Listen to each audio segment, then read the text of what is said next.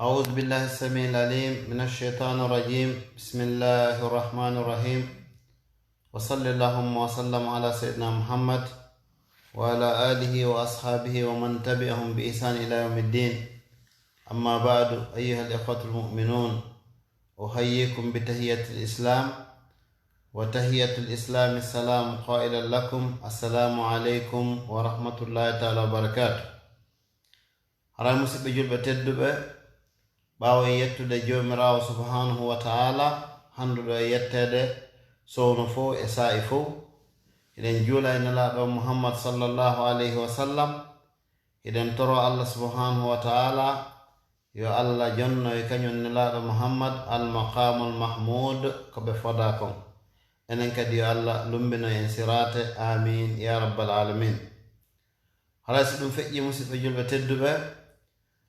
إن شاء الله haray darsumo mi annino wadde hande on en dirtina on ɗon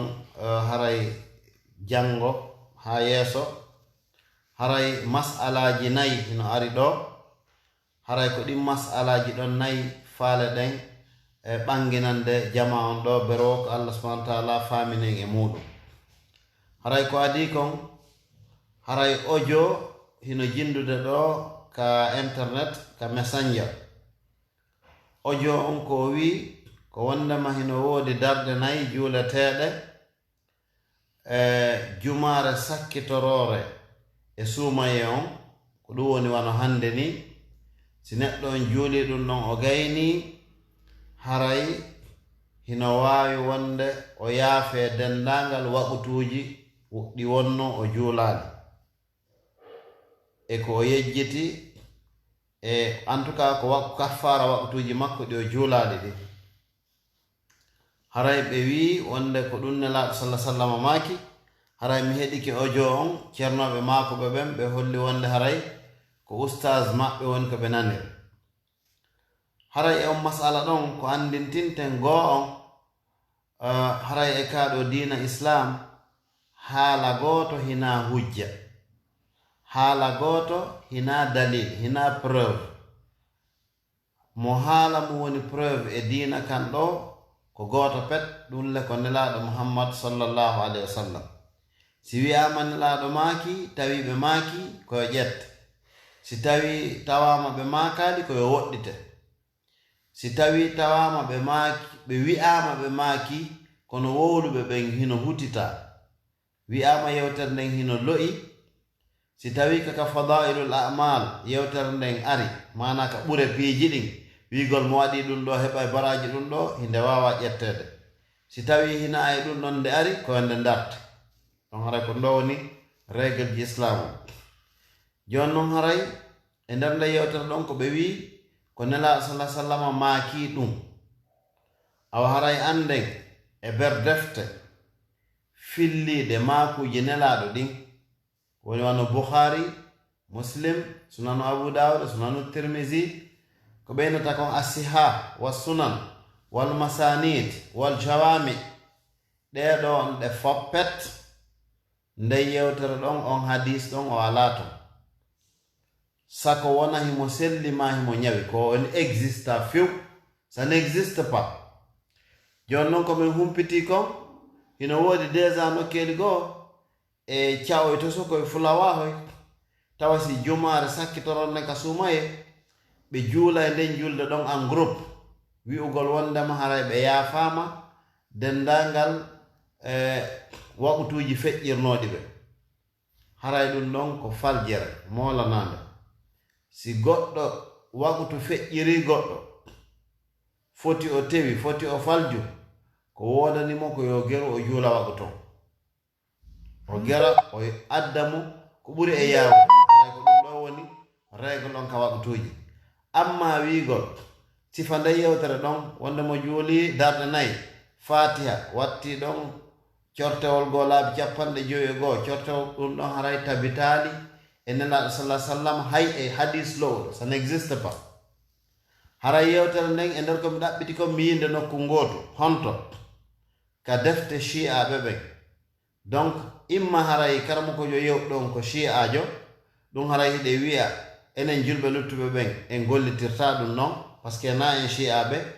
si tawile hina shi'ajo hara en andinimo yewtere nden kande iwi ton ko e defte ɗe tawata julɓe luttuɓe ɓen gollitirta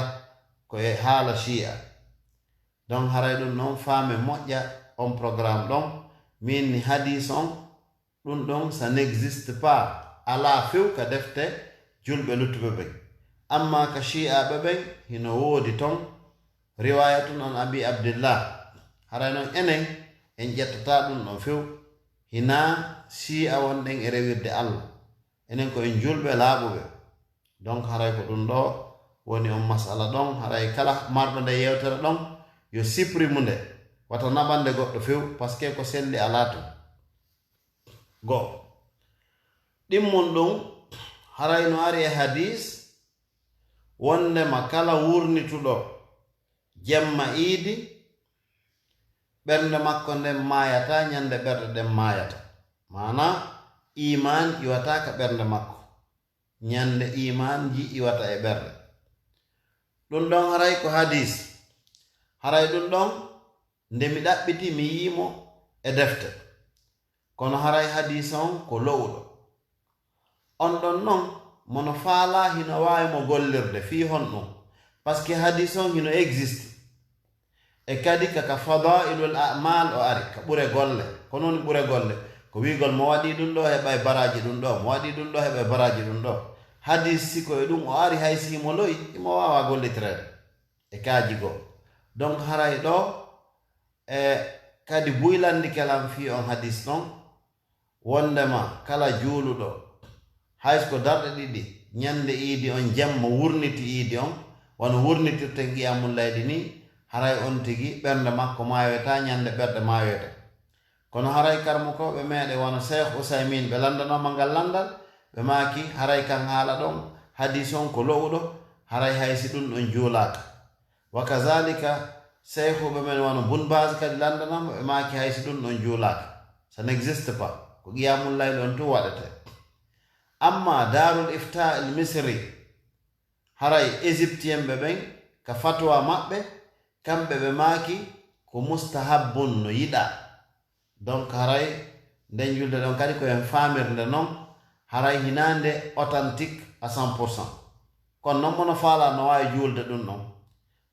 hiɓe yeddotir kadi est ce que ko jemma on fo juulete ka ko une partie ko tabiti kon ko une partie e jemma on hayso ko darɗe nayyi anniki a wurniti iidi on ko ɗum kono haray koyen faamu yewtere nden ɗon hadis on hina o tellement authentique ɗum ɗon ko masala haray ko watti ɗon masala tammo fi juulugol iidi e ka suudu en famille mi yewtino ɗum e yewtere an goo kono ko mi fillitanto par ce que hino woodi yewtere wonde jindude ɗo wano ceernoɓe men wontirɓe wano e ndiɗeɗi kamen wonɗo tigi sénégal ɗo ɓeyni wondema ɗum sellata haray wiɗen ɗum ɗon ko faljere karamokoɓe aduna on ɓen ɓe fop ɓurɓe ɗuɗude ɓen hino fotti wonde hino sella yo jon galle on almo yo wonu imam o julna ɓeygude nden iidi ka galle donc ɗum ɗo woni ko selli ko haray ko woni tun o watta fotuba donc haray ɗum wiɗen jongalle ɓen koyo heblo donc mo kala e famille on ɗaɓɓita coñci mum ɓurɗi labeede ma kesi ɗin watto parfait moƴƴa bimbi ka nangen fuɗata ɗon no nge fuɗiri ɓe juula iidi on donc ɓe juula darɗe ɗiɗi ɓe yetta allah ɓe weltanomo ko tawni ɓe kon suumaye on haray wiɗen iidi on ɗon ko fatiha jangete e cortewol ngol on tigi wawi o haray allah fus ala ton kono avant on tigi jangude fatiha o habbiray laabi jeɗɗi y compris habbirango harminirgu ngo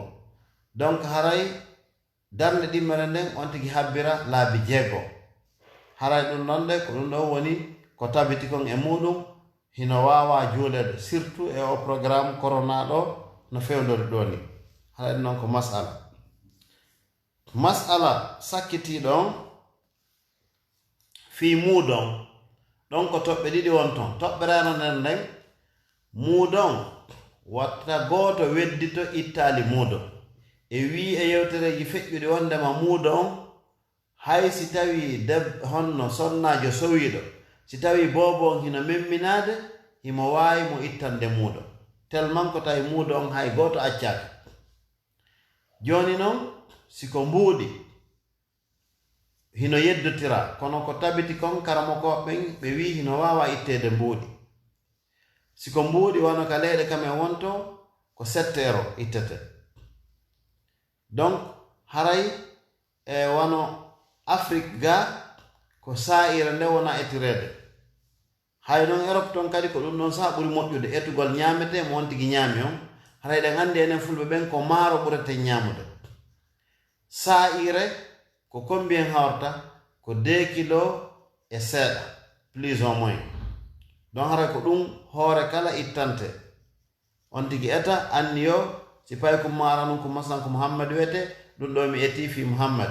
ɗum ɗo mi eti fi Aisha ɗum ɗo mi eti fi Fatima non non ha timma ndaara miskino besonniɗo jonnamo ɗum kadi on ti gera waɗa ɗum wono janngo ñallal ngal fof ɗamari tan ha faɗɗi janngo bimbi avant a juuloyde iidi donc haray ɗum ɗo ko masala haray sakkitorun ɗum koyen andu na janngo woni iidi lewru ndu yi'aka janngo kadi ko horugol haray ko teddungal jama o haray joni noon woodi kadi nodduɓe landi wondema haray kamɓe dey wono wonɓe e cawo e toso koye wono Hollande ma Allemagne haraka ka buruhoy ɓe hoɗi ka cawo e fulawahoy hiɓe wowi naɓugol iidi on ka juulirdaji maɓɓe ton joni noon fewndo ɗo juulirdaji ɗin no soki ko honno ɓe gerdata haray wiɗen ɓen ɗon ɗe yoɓe noddu kamen ɓe ittane ton ɓe etane maaro on jonne kisan avant iidi juulede haray ko ɓanginanten ɗi masalaji ɗo ko paske ko ɗum fewnduduɗen ko ɗum hana waɗede ni bayana jama on faama fiwata jama on rew Allah e hoore erreur paske haray ko Allah on jaɓo dewal ngal piiji ɗin ɗa duwa rewirde no haniri noon eno nelaɗon sallah sallama wiiri noon eno tañƴinora noon jaɓirte donc haray wiɗen ɓe wonɓe ka fulawahoy tawata ɓe maramo ɓe jonna paske juulirdaji ɗin no soki yo ɓe noddu ka me en lagine ɓe ittane ton muudo on haray ko ɗum ɗoɗe goɗɗo landi est ce que no sella ka jonne kefero jaabol ngol ko laa ko julɗo jonnete donc haray kono geren mo kala itta muudo yandi sabi Allah avant que on tigi juuloyde iidi haray ko ɗeɗo toɓɓe marnoɗen ko ɓanginen e nde yewtere meɗen ka kikiɗe ɗo haray mi torki o yandi jama partagé nde fii e buy hino landi sifa ɗi masalaji nde hewtoyamo kala humpito ber kunɗo haray ko ɗum ɗo wonno komi ɓanginan tan inchallah en torki Allah e fatiki Allah kala participe ɗo yo Allah ittanmo ande yo Allah subhanahu wa taala waɗumo faamuɗo diina yo Allah waɗu en fof heɓa ɓe baraji e ɗum ɗo taɗin baraji ɗon ɗi wona e sabu yahen aljanna amin ya rabbal alamin wa jazakumullahu khairan wa sallallahu wa sallam ala sayyidina Muhammad اللهم إنك عفو كريم تحب العفو فاعف عنا اللهم إنك عفو كريم تحب العفو فاعف عنا اللهم إنك عفو كريم تحب العفو فاعف عنا سبحان ربك رب العزة عما يصفون وسلام على المرسلين والحمد لله رب العالمين هراي ono wonɓe men salminde ko commentaire ji men salmitike mi wi on wa aleykum assalam wa rahmatullahi taala wa barakatuh wa jazakumullahu khairan wassalamu aleykum wa rahmatullahi taala wa barakatuh